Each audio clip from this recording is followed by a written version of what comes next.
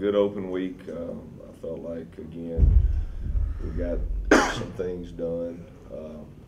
It's always good we took a day like we did 2 weeks ago and had a get better day. Then we started working on North Texas, but I feel like we're getting some guys healthy that we needed to get healthy, so it probably hit us at a good time, and hopefully we'll be 100% full strength ready to go Saturday.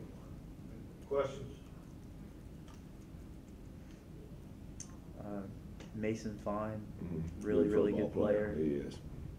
He's definitely the gun, and he's a guy that, again, he's been a good player for a couple of years now, and he certainly is a young man that can throw it and he can run it, and he's an outstanding football player. You faced teams this year that like to throw the ball, but I don't know if there's any team quite to the degree like North Texas. How do you have to prepare for teams that are going to throw it that much? Well, you just have to prepare. I think that's something.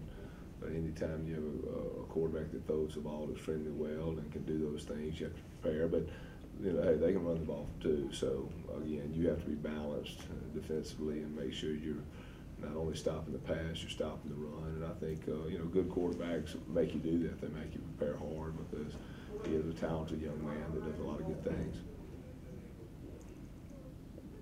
Do y'all approach defending Fine maybe the same way y'all approached kid from ULM with his ability to run and get out of the pocket? Well, I mean, every game week is a different week, and every team's a different week. Certainly hope we play a lot better than we did that Saturday. But we understand he's a good football player, and he's a guy that you certainly have to know where he is at all times, and you have to prepare. But again, North Texas is a team that's a balanced attack. They can throw it, but they can also run it. So you have to do your due diligence and make sure you're solid in every aspect. So I mean that's coach talk, but it's true. And he's a guy that makes plays again with his arm, and also he can get out of trouble and make things happen with his feet. So you have to be prepared. Their offense gets a lot of the headlines, but their defense is also near the tops of the conference. Right. What do they do so well?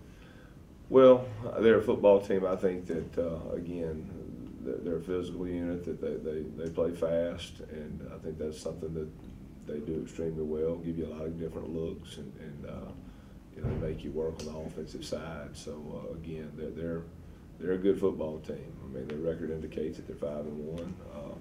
We understand, last year that was a big ball game, which we got beat right out here, and that would have been a game last year that would have been the difference in the division. And give North Texas credit, they came in here and won the ball game. So we know we got a big battle. We know we got to get prepared, and we know we got a big challenge. Despite the Auburn loss, it seemed like there was a lot of positives from that game, and kind of having the bye week following up, does that give you positive momentum heading into I think so. We're getting better. We're that football team. I think it's just going to get better and better and better.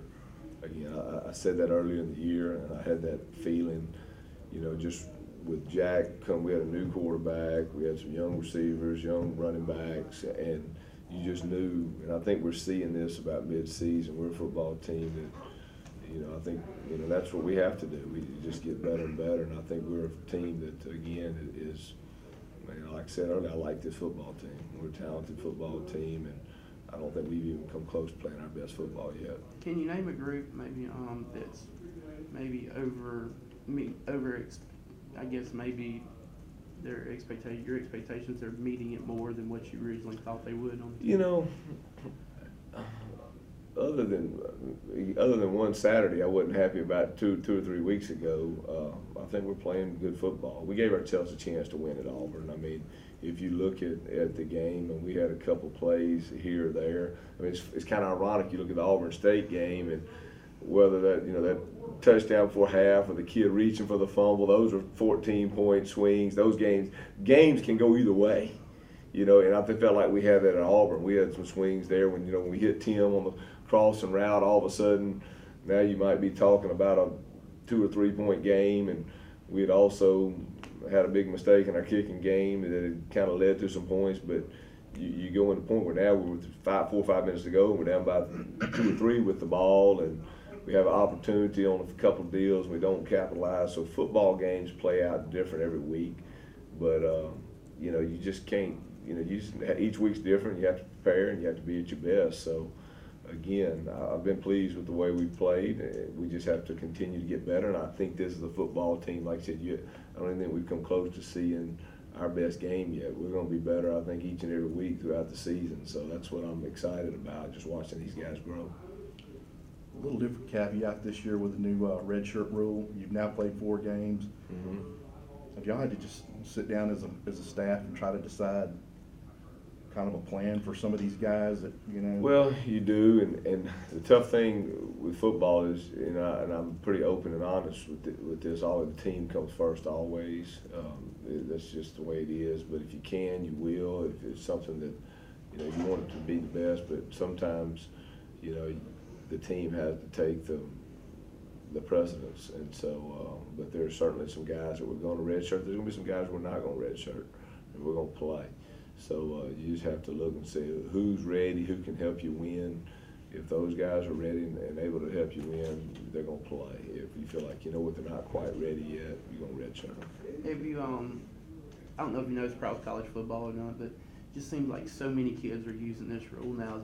Was this something that you were expecting that would happen during the season, or are you seeing it more than what you thought would happen?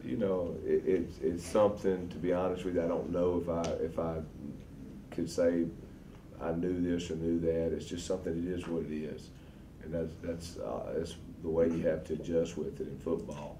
It's a rule that again, there's some positives to the rule, and we're just we're gonna just adjust and move on and play the game the way the rules are designed for us to play, and we're not gonna worry about it. But there is some benefits to the rule because it allows young men to get 3 or 4 games in. There's certainly, as a football coach, all you look at is the team. You know what I'm saying? Whatever helps the team, that's what you have to do. And sometimes, hey, if that's not good for one guy, but it's good for 97 guys, you got to go with the 97. Is this a situation where you have a conversation with the guys who are maybe on the line between redshirting and not redshirting, or is well, you do. You have those conversations, but again, what you can't do is you can't have everybody. You have to be careful in football, because if everybody that might not like the snaps they're getting says, well, it's time to redshirt, well, then you have no football team. You know what I'm saying? You have nobody left on special teams. You have no this. So that's why I say openly, honestly, the team has to come first as a coach. But you want to do the best you can as a coach to make sure those guys that you don't really feel like those guys are really impaired, they're really a major plug, and if you can redshirt, you will, but if you're like, what, he's the best guy we got that runs on kicks, punts, punt returns, kickoff returns, he's a stud out there on special teams, well, those guys have to play. There's no ifs and buts about it. But if you have a guy, he's okay on kickoff return, and that's all he's doing, and we can afford to redshirt him, we'll give him the benefit and redshirt. But I think it goes back down, and that's one thing I talk to all parents and families, even recruiting, when they always tell them, hey, the team comes first in everything we do, and it's not going to be Coach Hopson's best interest. It's not going to be it's the team's best interest. It's not going to be a player's best interest. The bottom line is I have to do what's best for Southern Miss, and that's one thing that I try to do. And sometimes I don't do what's best for Jay Hopson, but I'm going to do what's best for Southern Miss. And I think as players, we have to always kind of say, look, we're going to do what's best for Southern Miss. Do you have any updates on some injuries? How's Jalen feeling this week? He's doing really well. He's a guy that, again, he's working hard. Hopefully we'll have him back full go Tuesday. That's the plan right now. Guess we'll just keep running through some of the injured guys. I think Delmont's going to be back. I do. I think we'll be at full strength. Come talk to me Tuesday or Wednesday, but I feel like we are.